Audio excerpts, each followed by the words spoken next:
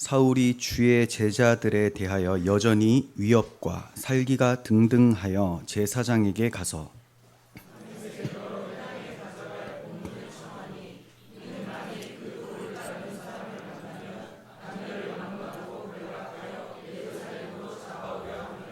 사울이 길을 가다가 다메섹에 가까이 이르더니 호련히 하늘로부터 빛이 그를 둘러 비추는지라.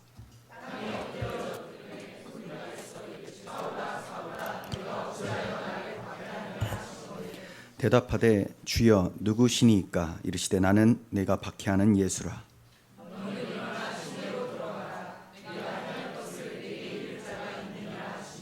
같이 가던 사람들은 소리만 듣고 아무도 보지 못하여 말을 못하고 서 있더라.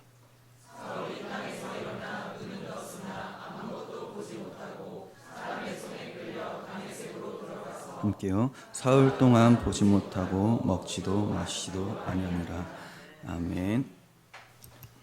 자, 오늘 말씀 제목은 다메섹 도상에서 만난 주님입니다. 다메섹 도상에서 만난 주님.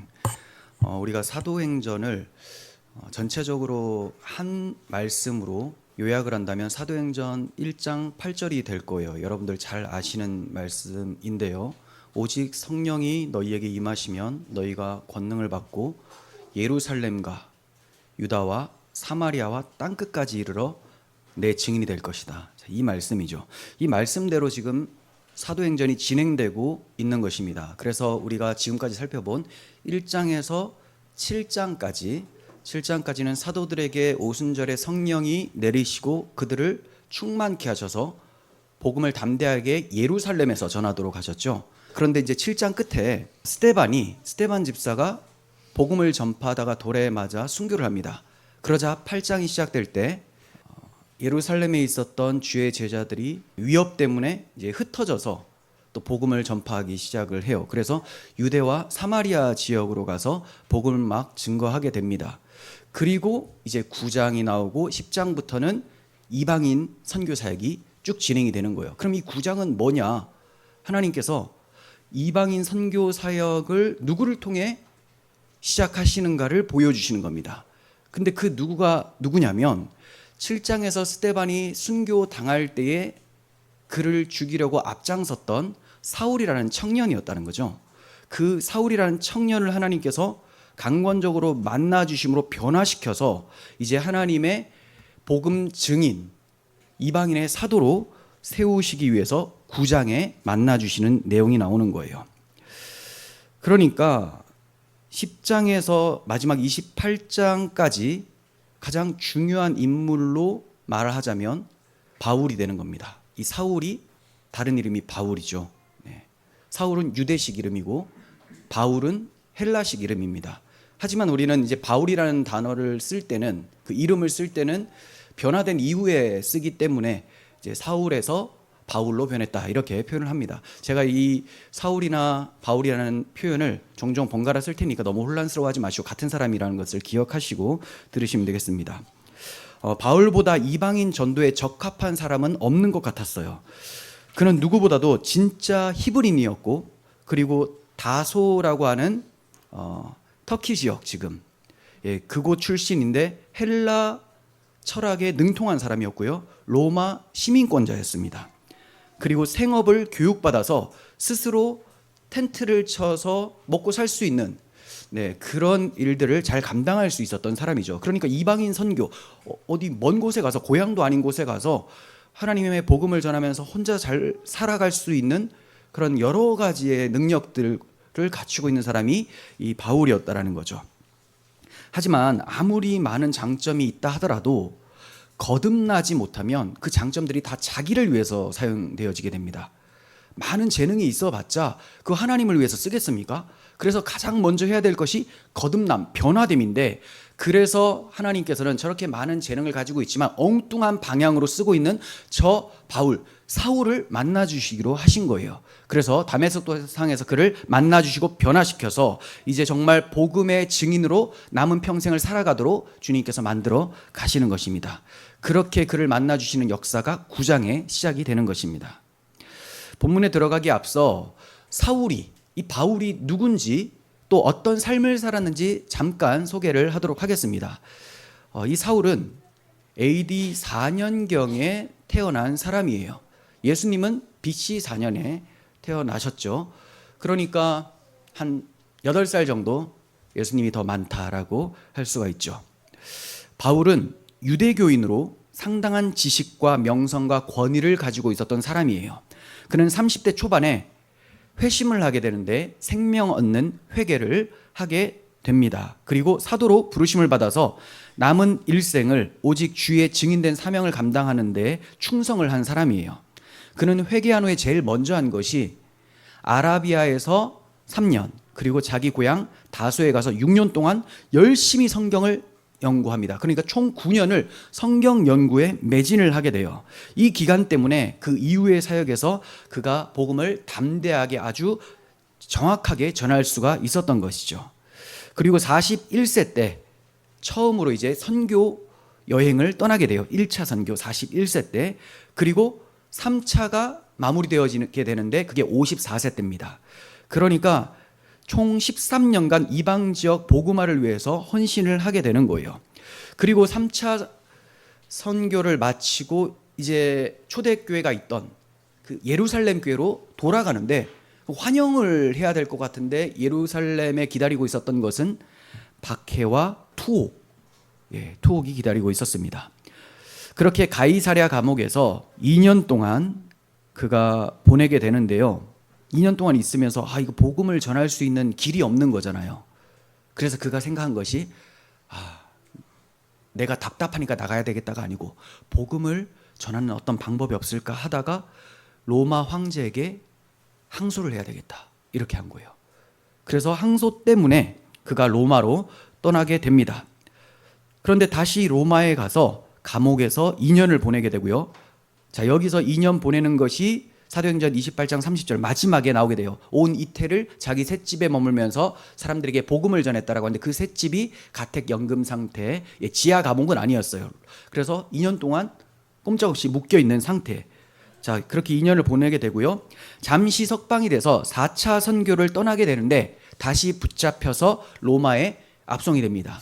그러니까 사도행전에는 3차까지 기록이 돼 있고 로마에 가는 것까지 그리고 감옥에 있는 것 가지고 그 이후는 기록이 안 돼 있죠. 4차 선교로 나갔다가 붙잡혀서 로마에 압송이 되고 그리고 AD 67년 어느 날 여름에 63세의 나이로 참수되어 순교를 하게 됩니다. 자, 이렇게 변화되고 나서 오직 주님을 위해서 힘썼던 사람이 바울, 이전에 사울이었던 사람이죠. 자, 이 사람은 자기가 변화되고 나서 성령의 충만함과 감동을 받아 성경을 기록을 했는데 그가 쓴 서신서가 14권이 됩니다. 자, 그러면 이제 1절부터 살펴보도록 하겠습니다. 하나님께서 그를 어떻게 만나주시고 변화시켜 주셨는지 보도록 하겠습니다. 1절 보시면 사울이 주의 제자들에 대하여 여전히 위협과 살기가 등등하여 대제사장에게 가서 다메섹 여러 회당에 가져갈 공문을 청하니 이는 만일 그 도를 따르는 사람을 만나면 남녀를 막론하고 결박하여 예루살렘으로 잡아오려 함이라. 네, 사울이 주의 제자들에게 위협과 살기가 등등했다라고 하죠. 이 등등했다라는 단어가 호흡하다라는 거예요. 그러면 위협과 살기가 호흡하는 것 같았다라는 것은 자나깨나 계속 어떻게 하면 저놈들을 위협하고 잡아 죽일까 이 생각으로 가득 찼다라는 것을 얘기를 해주고 있는 거예요. 그러면 그렇게 미워하며 죽이려고 했었던 그 대상이 누구냐? 그 도를 믿는 사람들. 그 도는 주의 도죠. 그리스도인들이 그가 너무 멸시하고 죽이고자 했었던 상대였다라는 거예요. 그 도라는 것은 사울 자신을 비롯한 유대인들이 얼마 전에 십자가에 매달아 죽인 예수, 그 예수가 사흘 만에 부활했고 승천해서 하나님의 아들이심을 나타냈다라고 믿는 것, 그리고 이스라엘 백성들이 그토록 기다렸던 메시아가 바로 그 예수라고 믿는 것, 이것이 그 도입니다. 그 복음을 믿으면 오직 은혜로 구원함을 받는다라는 것이 그 도예요. 그러니까 사울 편에서는 굉장히 불편하고 마음에 안 드는 겁니다. 사울은 자기의 율법을 열심히 잘 지켰죠. 율법 조문에 최선을 다했기 때문에 율법의 의로는 자기는 흠이 없는 자라고 스스로 판단했었던 이런 사람이었어요. 그런데 오직 믿음으로 은혜로 구원받는다. 그것도 십자가에 저주받아 죽은 저런 죄인을 믿어서 은혜로 구원받는다. 이것은 믿을 수가 없는 그런 내용이었다라는 거죠. 자, 그래서 이렇게 믿지 않는 이 불편한 이런 사울의 모습은 이미 이사야 선지자를 통해서 예언이 된 적이 있었습니다. 우리가 2주 동안 살펴본 내용이 있죠. 이사야 53장에 우리가 전한 것을 누가 믿었느냐라는 말씀이 나옵니다. 그는 실로 우리의 질고를 지고 우리의 슬픔을 당하였거늘 우리는 생각하기를 그는 하나님께 징벌을 받아 맞으며 고난을 당한다라고 사람들이 생각을 했다는 거죠. 그리고 그는 곤욕과 신문을 당하고 끌려갔으나 그 세대 중에 누가 생각하기를 그가 살아있는 자들의 땅에서 끊어지면 마땅히 형벌받을 내 백성의 죄악 때문이라는 것을 누가 생각했겠느냐. 그러니 사울도 마찬가지였어요. 이런 사람이, 이렇게 저주받은 사람이, 신명기 21장 23절에 보면 십자가에 나무에 달려 죽은 자는 저주받은 자라고 했는데 어떻게 저 사람이 메시아가 될 수가 있고 하나님의 아들이 될 수가 있냐. 그리고 그가 부활했다라고 하는데 나는 믿을 수가 없다. 저주받아 죽은 죄인이 어떻게 부활하나. 그리고 오직 믿음으로, 오직 은혜로 구원받는다? 이런 건 있을 수가 없다는 거죠. 그래서 계속해서 그들을 잡아 죽이려고 생각을 하고 있었던 거예요. 그래서 오늘 본문 표현에서도 여전히 위협과 살기가 등등했다라고 하죠. 가라앉지가 않는 거예요. 이 도를 딱 전에 들었는데 마음이 너무 불편하고 자기가 지금까지 쌓아왔던 것을 다 무너뜨리는 사악한 도였기 때문에 이 도를 제거해버리자라고 생각해서 이 분노, 위협과 살기가 사그라들지 않고 있었습니다. 이런 걸 보면 타락한 죄인들은 주님과 주님의 몸된 교회가 너무나 믿고 그들이 믿고 있고 전파하는 도, 십자가의 도를 무너뜨리려고 애쓸 수밖에 없는 그런 본성을 가지고 있다라는 것을 보게 되죠. 사울은 그리스도인들을 박해하기 위해서 먼저 대제사장에게로 갔습니다. 왜 갔냐? 공문을 받기 위해서. 대제사장과 장로들이 사인을 한 그 공문을 받으면 이 사내들인 공회라고 엄청난 종교 집단, 아주 강력한 권위를 가지고 있는 이 사람들의 공문을 받으면 이제 다메섹 여러 회당에 이 공문을 보내버리는 거예요. 그러면 그곳에 있던 유대인들이 이것을 딱 보고 여기서 예수 믿는다고 하는 사람들, 이놈들 체포하라는 것이 대제사장과 사내들인 공회의 입장이구나 해서 법적 효력을 갖습니다. 그래서 충분히 그들을 박해하는 데 수월할 수가 있게 되겠죠. 그러니까 박해를 어떻게 하면 더 효과적으로 할까를 늘 고민하면서 호흡하듯이 그렇게 위협과 살기가 등등했었던 사람이 사울이라는 사람이에요. 그러니까 우리가 이런 사람 딱 보면 진짜 그 생각도 하기 싫고 전도하고자 하는 생각도 안 들고 고개가 절레 흔들게 되는 이런 사람이잖아요. 근데 하나님이 이런 사람을 만나 주신다라는 걸 보면 우리가 스스로 뭘 판단하고 생각해서 이 사람한테 복음 전해야 되겠다, 말아야 되겠다 이런 걸 할 수 없다라는 것을 우리는 좀 보게 됩니다. 사울은 주의 제자들이 예루살렘에서 이방 지역으로 흩어진 것을 알고 이제 특별히 다메섹 지역에 사는 그리스도인들을 박해해야 되겠다라고 타겟으로 삼습니다. 지도를 보시면 예루살렘의 밑에 있죠. 예루살렘. 자, 여기에서 박해가 시작됐잖아요. 그래서 여러 곳으로 사람들이 흩어져 갔습니다. 갈릴리 바다까지 가는데 여기 이제 사마리아예요. 더 나아가니까 위에 다메섹이 있죠. 다메섹은 예루살렘 북동쪽으로 약 240km 정도 거리에 있습니다. 굉장히 오래된 고대 도시인데 예전 고대의 시리아의 지역이었습니다. 그런데 지금은 로마의 다스림을 받고 있는 영토가 되었어요. 이곳은 삼면이 산악으로 둘러싸인 해발 671m의 고원지대입니다. 자, 그러니까 굉장히 멀리 떨어져 있고 또 높은 지역이니까 가기도 참 힘들잖아요. 그런데 굳이 다메섹까지 가서 왜 다메섹의 그리스도인들을 타겟으로 삼아서 그렇게 박해를 하려고 했을까요? 이것은 다메섹이 이 로마로 나아가는 주요 도로가 있었던, 여러 갈래로 도로가 뻗어 있었던 곳이었기 때문입니다. 그러면 이제 여기서 그리스도인들이 계속 확장이 되면 로마로까지 복음이 전파되게 되고, 그러면 이 자기가 너무 싫어하는 이 주의 도, 그 도를 걷잡을 수가 없게 되는 거예요. 이 다메섹에는 약 30개에서 40개 정도의 유대인 회당이 있었고요. 4만 명 정도의 유대인들이 살고 있었습니다. 하지만 다메섹에 많은 유대인들이 복음을 듣고 개종하게 되었어요. 예수 믿는 사람들로. 그래서 기독교가 다른 주요 도시로 확산되는 것을 막기 위해서 다메섹의 기독교인들을 타겟으로 삼았던 것으로 보여져요.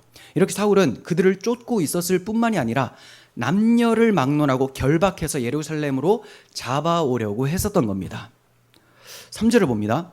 사울이 길을 가다가 다메섹에 가까이 이르더니 호련히 하늘로부터 빛이 그를 둘러 비추는지라. 사울이 거의 목적지에 다다랐을 때 정오가 되었습니다. 정오면 태양이 엄청 뜨겁고 밝겠죠. 자, 그런데 해보다 더 찬란하게 빛나는 호련히 하늘에서 어떤 빛이 그를 둘러 비추는 것을 보게 됩니다. 그러니까 이 빛은 정오의 태양빛이 아니었던 거예요.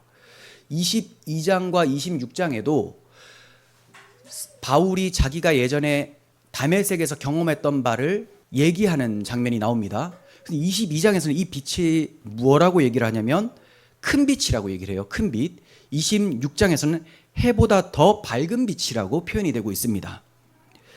아니, 정오의 태양빛보다 더 밝은 빛이 있을 수 있을까요? 우리가 생각할 때 없는 것 같잖아요. 하지만 성경은 있다고 해요. 그 빛이 뭐냐? 온 세상에 빛이신 그리스도, 그분의 빛이 빛의 모든 빛의 근원이다라는 거예요. 찬란한 태양빛이나 밤을 밝히는 달빛도 본질적인 참빛, 예수 그리스도의 그 빛을 나타내기 위한 도구로 하나님이 하늘에 달아놓으신 것이지 그 자체가 빛은 아니라는 거죠. 그러니까 태양을 보고 달을 보고 막 빌면서 내 소원 들어달라고 하는 것은 참 빛을 보라고 가리키는 손가락을 보면서 이게 빛이구나 라고 하는 그런 행동에 지나지 않는다라는 거죠. 자, 그러면 성경은 참 빛이 뭐라고 증거하고 있는지 보겠습니다. 이사야 60장 19절 보시면 다시는 낮에 해가 내 빛이 되지 아니하며 달도 내게 빛을 비추지 않을 것이요 오직 여호와가 내게 영원한 빛이 되며 내 하나님이 내 영광이 되리니 다시는 내 해가 지지 아니하며 내 달이 물러가지 아니할 것은 여호와가 내 영원한 빛이 되고 내 슬픔의 날이 끝날 것입니다. 여호와가 영원한 빛이고 해와 달을 대신하는 진짜 빛이다라고 말씀을 하고 있습니다. 그런데 그 여호와 참 빛이 세상에 오셨다라고 요한 사도가 밝히고 있죠. 1장 9절을 보시면 참빛 곧 세상에 와서 각 사람에게 비추는 빛이 있었다라고 합니다. 그리고 계시록 21장 23절에 보면 계시록 21장은 새하늘과 새 땅 천국이 완성된 장면을 사도 요한이 환상으로 보게 되는 건데요. 그 성은 새 예루살렘 성입니다. 새 예루살렘 성. 그런데 물리적인 성이 아니고 교회를 얘기해요. 교회가 예루살렘 성이거든요. 교회의 영광스러움을 나타내는데 그 성도들의 모습이 어떠냐? 해나 달의 비침이 쓸데가 없어요. 이는 하나님의 영광이 비치고 어린 양이 그 등불이 되심이라 라고 합니다. 하나님의 영광이 비치고 어린 양 예수 그리스도가 그들의 등불이기 때문에 해나 달이 더 이상 비침이 쓸데가 없다. 이렇게 말씀을 하고 있습니다. 이처럼 이사야 선지자와 사도 요한은 여호와 하나님 어린 양이 참 빛이라는 것을 증거했어요.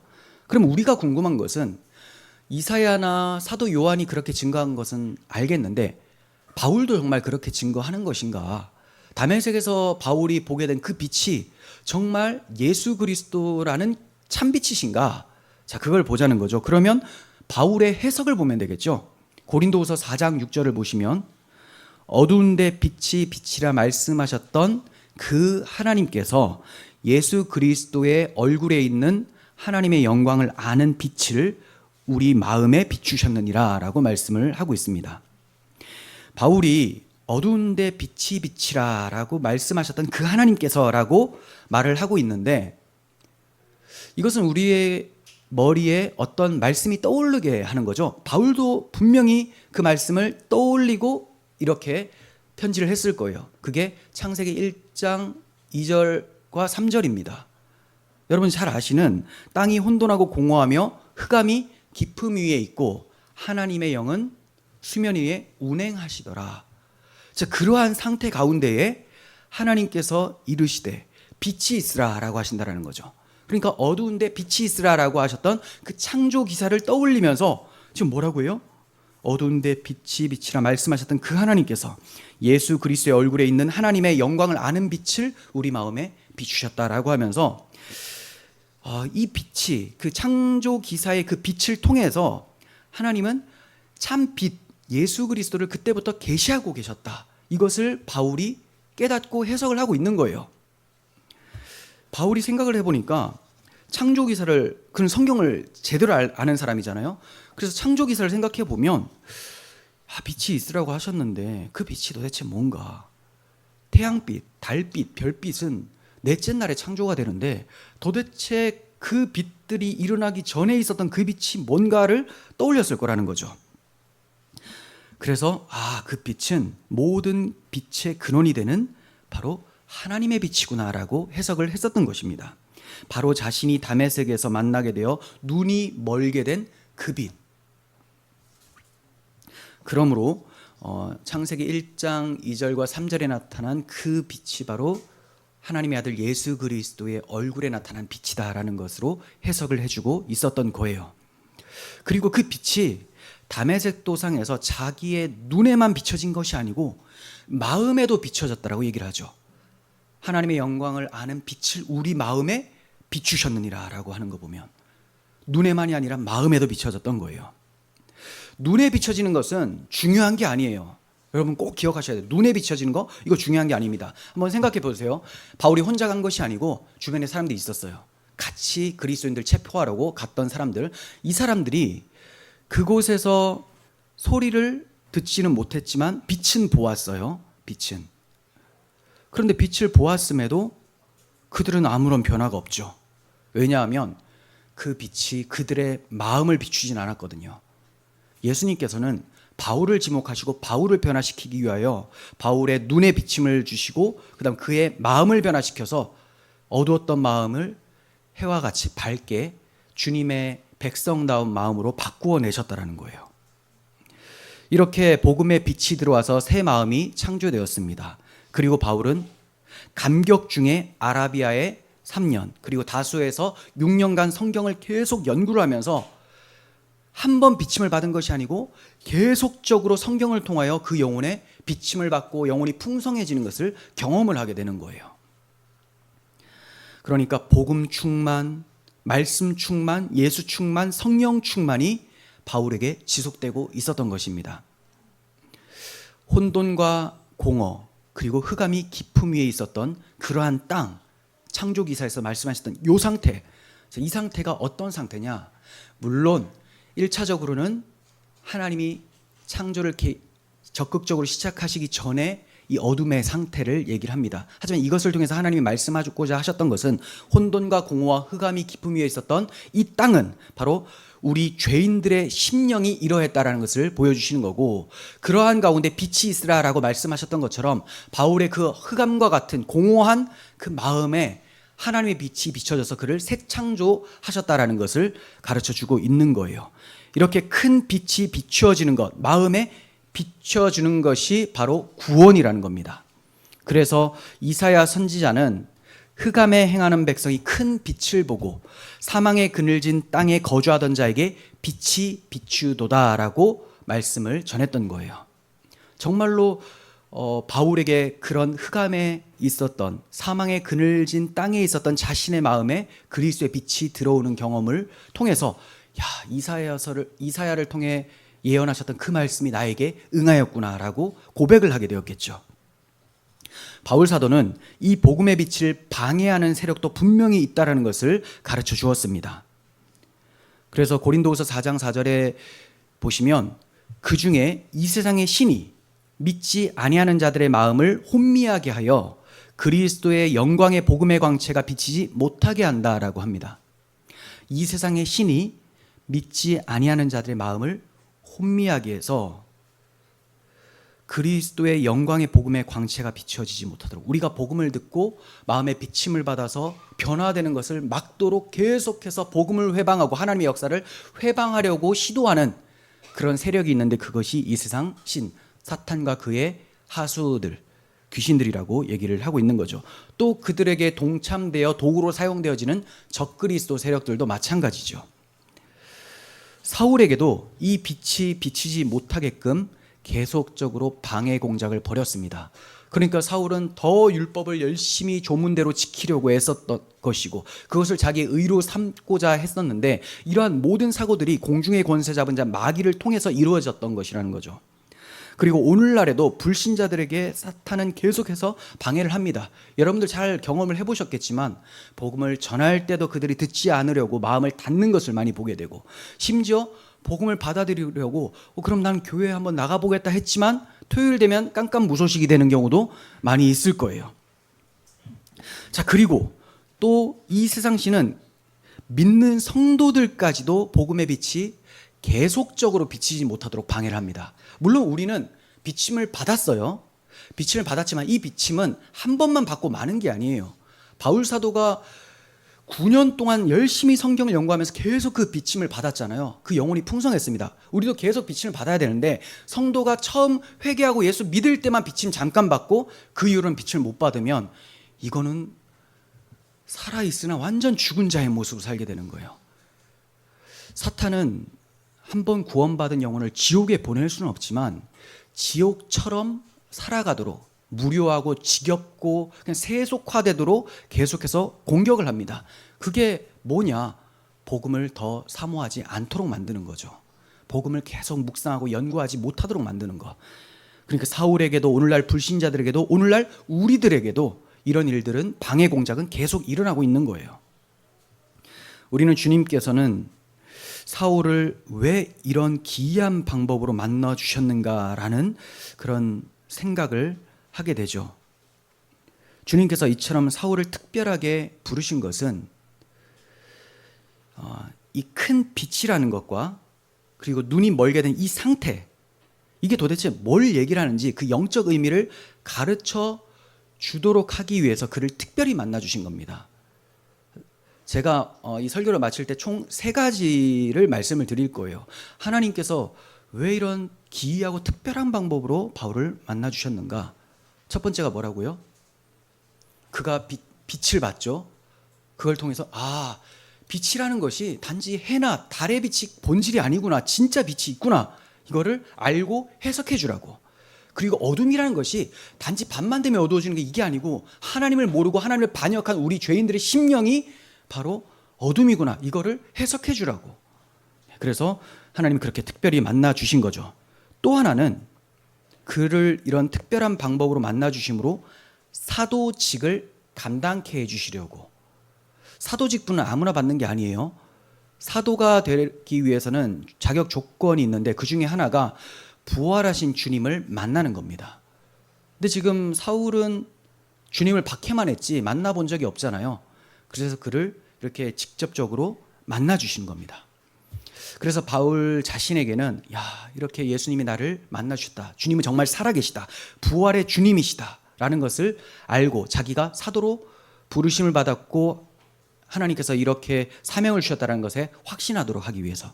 하지만 이러한 기이한 방법 때문에 오히려 바울은 고생을 많이 합니다. 다른 신자들이, 다른 사도들은 인정을 하겠는데 너는 너 혼자 만났다고 지금 주장하는 거 아니냐라고 이렇게 이제 딴지 걸면서 사도직에 대해 대항을 하거든요. 굉장히 어려움을 많이 겪게 돼요. 자, 그래서 지금 2가지를 말씀드렸죠. 영적인 의미, 빛과 어둠의 영적 의미를 계시해 주시기 위해서, 그리고 사도직을 감당케 하기 위해서, 그리고 3번째는 그 이후에 또 말씀드리도록 하겠습니다.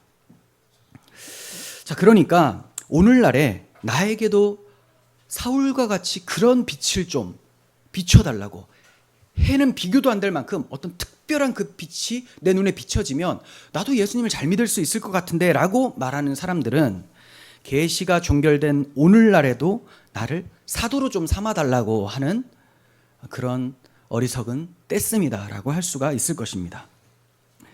사도직은 이제 없죠. 네. 있다라고 하면 이제 그 사람들은 우리는 뭐라고 부릅니까? 신사도 운동권자들, 이렇게 얘기를 하는 거죠. 없습니다. 자, 4절에서 5절 봅니다. 땅에 엎드러져 들음에 자, 빛을 봤는데 너무 밝아요. 너무 무섭고 소리도 들려요. 엎드려져서 소리가 들리는데 사울아 사울아 네가 어찌하여 나를 박해하느냐 하시거늘 대답하되 주여 누구십니까? 이르시되 나는 네가 박해하는 예수라. 사울은 밝은 빛으로 인해서 땅에 엎드려졌습니다. 이것은 하나님 현현 앞에서 엎드러지는 구약시대의 여러 장면과 동일한 모습이에요. 그러니까 사울은 하나님을 만나게 된 거죠. 너무 두려운 나머지 땅에 엎드려지게 된 거예요. 그러니까 그가 누구냐?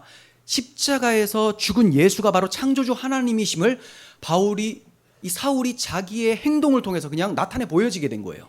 그러려고 그런 것도 아니고 그냥 으악 하면서 넘어질 수밖에 없는 그런 상태가 된 거죠. 사울은 빛나는 주의 영광을 목격했을 뿐만이 아니라 주님의 음성도 들었습니다. 너무나 충격적이죠. 자기들이 십자가에 매달아 죽였는데 그 예수가 버젓이 살아서 부활 승천하였고 해보다 더 찬란하게 자기를 비추고 있으니, 그리고 그 음성이 들리니 자기는 뼛속까지 죄인임이 탄로나게 되는 것이고 이분은 창조주 하나님이 되어버리는 거죠.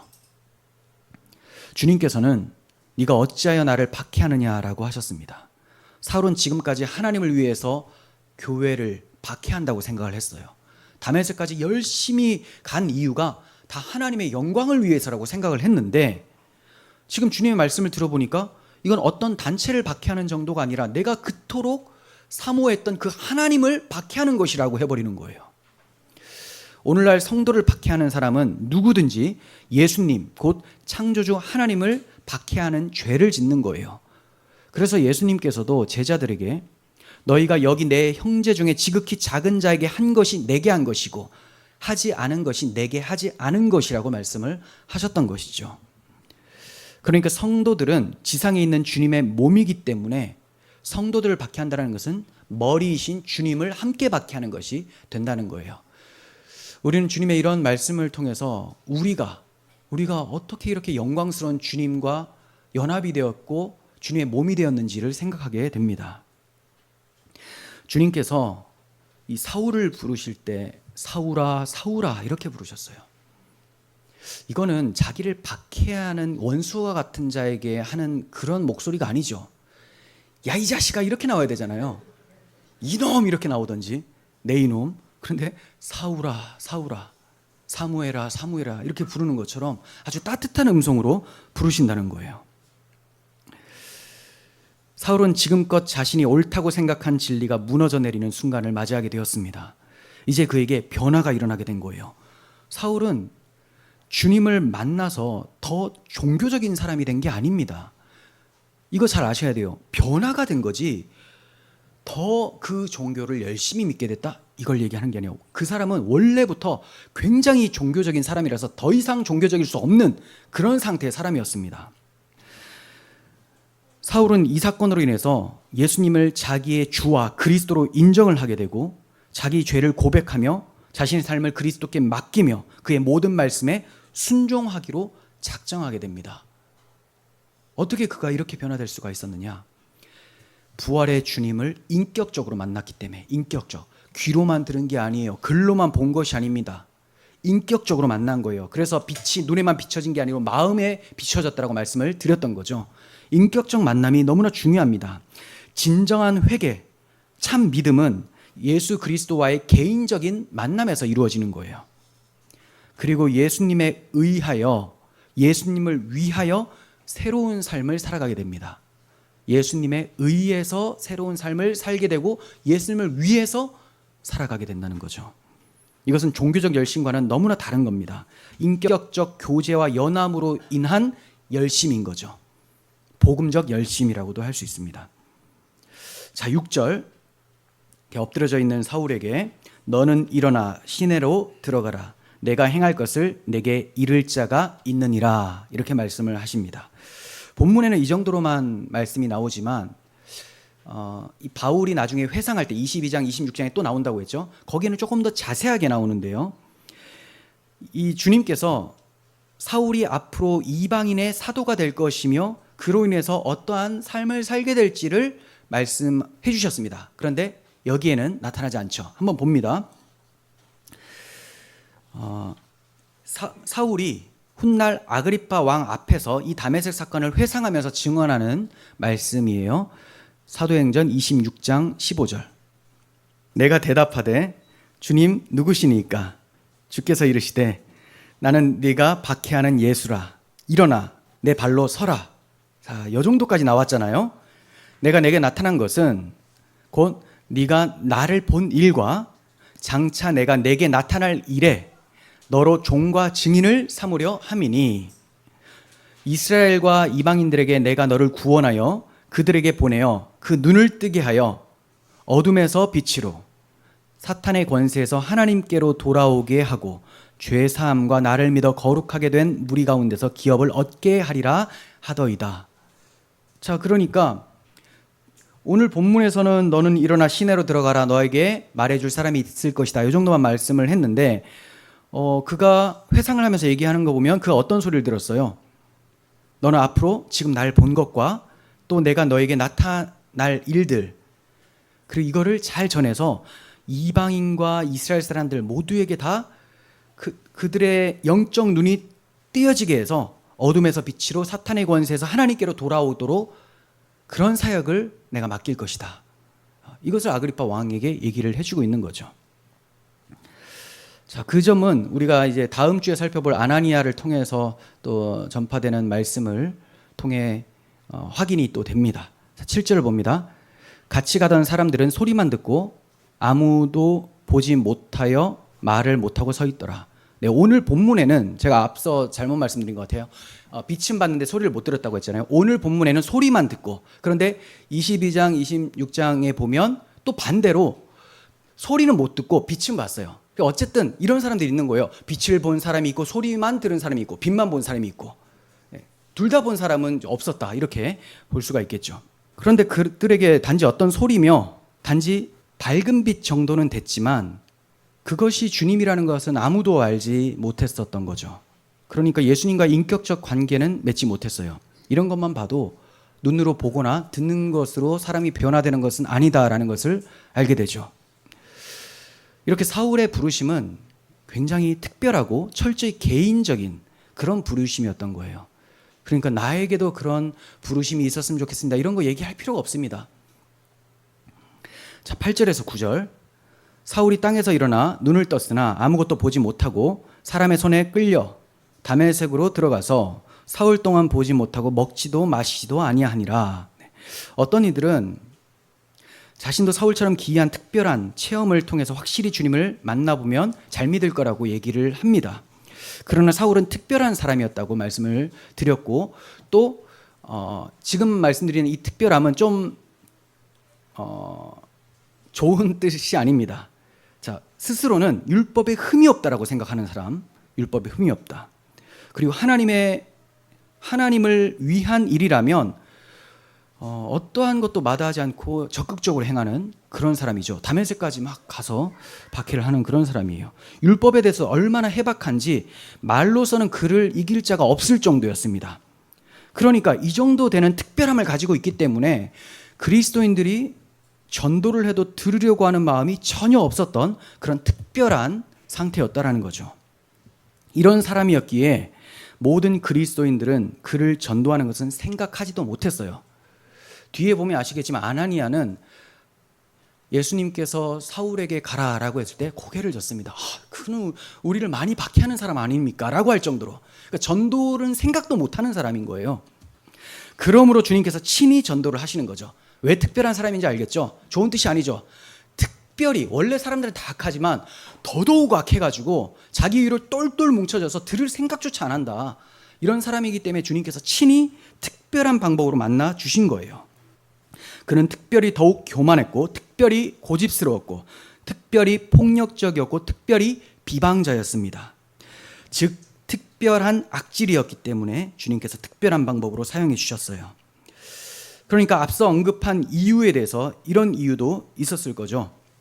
그 하나님이 이런 특별하게 만나 주셨던 이유, 거기에는 그가 특별히 악질이었기 때문에. 제가 총 3가지 이유를 드렸습니다. 이런 특별한 방법으로 만나 주신 이유가 영적인 의미를 잘 해석해 주라고, 사도직 때문에, 또 특별히 고약하고 특별한 악질이었기 때문에 이렇게 만나 주셨다라는 거예요. 여러분, 사흘간 장님이 되어버리고 또 땅에 엎드려져서 사람의 도움을 받지 않고는 걸어갈 수도 없는 상태, 이러한 방법으로 하나님께서 불러주시는 것이 정말 특별히 귀하다고, 참 좋다, 나도 이렇게 해주셨으면 좋겠다라고 생각이 돼요. 자기를 그렇게 만나주셨으면 좋겠다라고 하면서도 이 사울이 땅에 엎드려지고 막 3일 동안 못 보게 되고, 이거는 아무도 원하지 않아요. 제 3일 동안 못 보면 난리 날 것 같아요. 막 펑펑 울면서 왜 이렇게 날 만나주셨냐고. 주님께서 성경을 통해서, 전도를 통해서 말씀해 주실 때 알아듣는 것이 지혜로운 거죠. 꼭 그렇게 얻어맞아 봐야 내가 알겠다라는 것은 고집스러운 겁니다. 얼마나 고집스럽고 겸손하지 못한지를 드러내시는 방법으로 이렇게 특별히 만나주시는 거예요. 그러므로 내가 볼 때 뭐 별 볼 일 없어 보이는 사람을 통해서 전해들은 복음, 이걸 듣고 회개하게 되는 것, 이것이 더 복된 자의 모습입니다.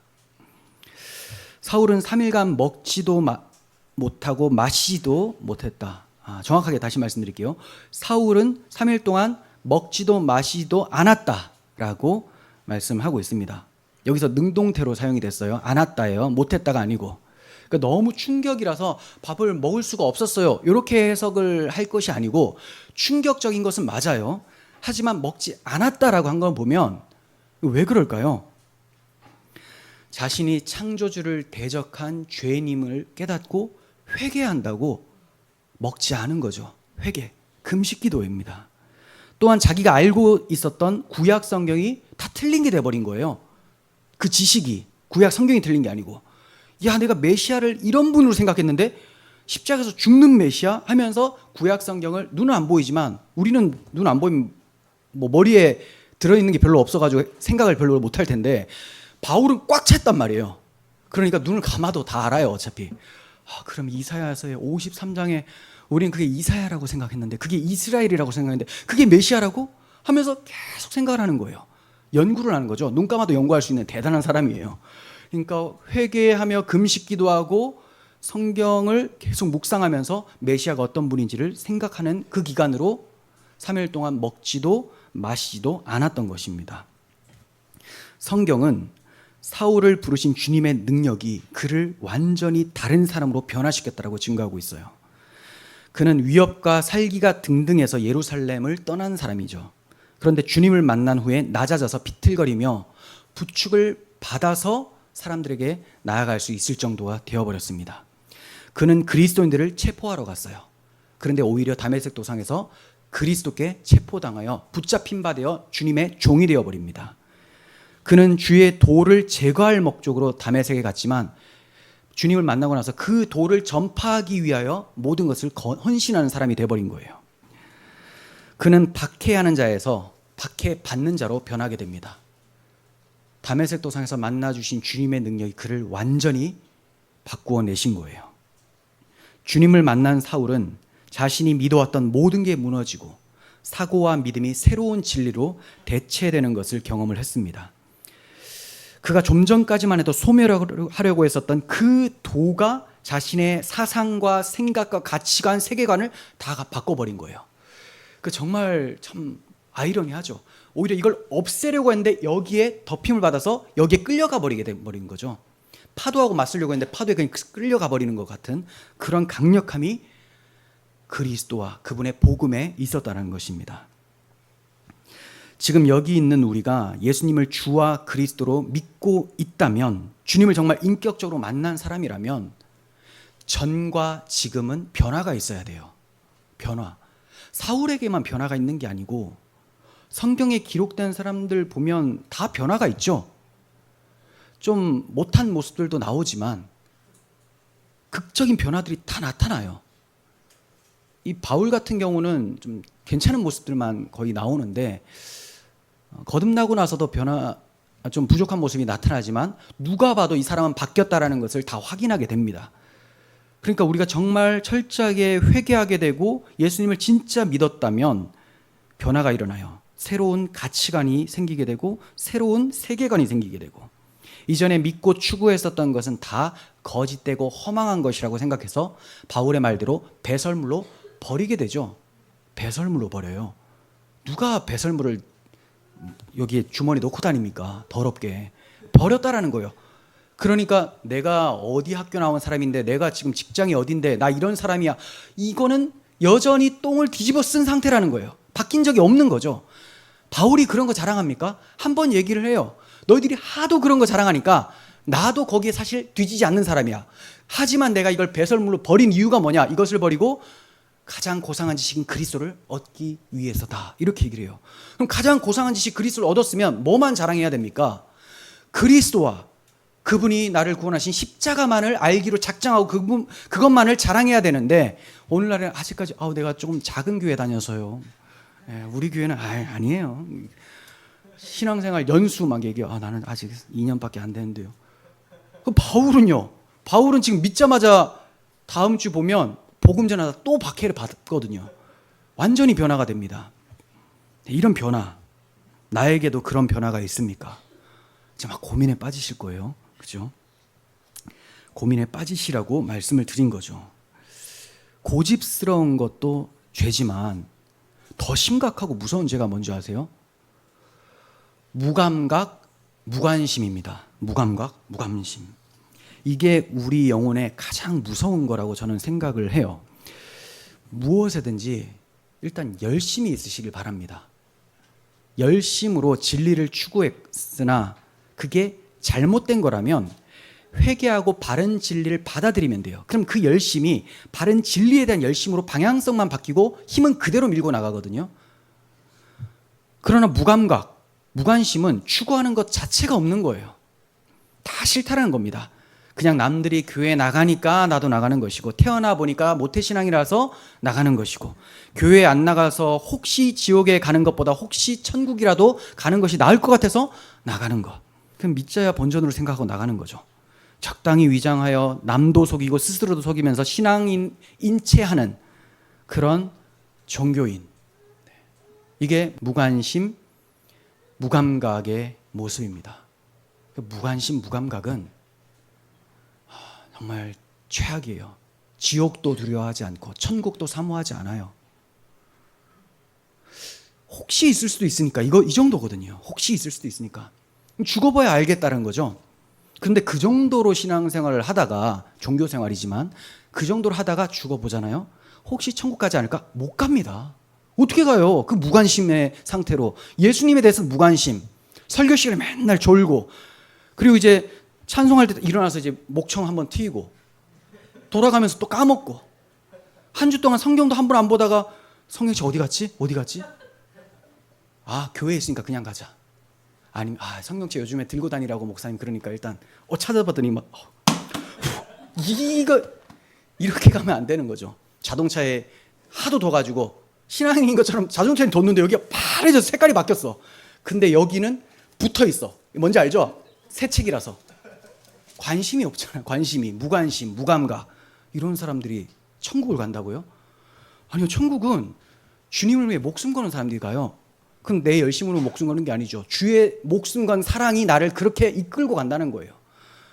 그런데 어떻게 무관심하고 무감각할 수가 있습니까? 조는 것은 진짜 무서운 일입니다. 주께서 사랑하는 자에게 잠을 주신다고 하니까 그게 자기한테 주는 줄 알고, 어떤 위험한 상황 가운데서도 베드로가 감옥에 들어가도 쿨쿨 잤던 것처럼 평안함을 준다는 거지, 이렇게 말씀을 들어야 되는 상황에서 잠을 준다? 지금 여러분들 중에 잠자는 사람이 있어서 말씀드린 건 아니에요. 내가 못 봤어 아직.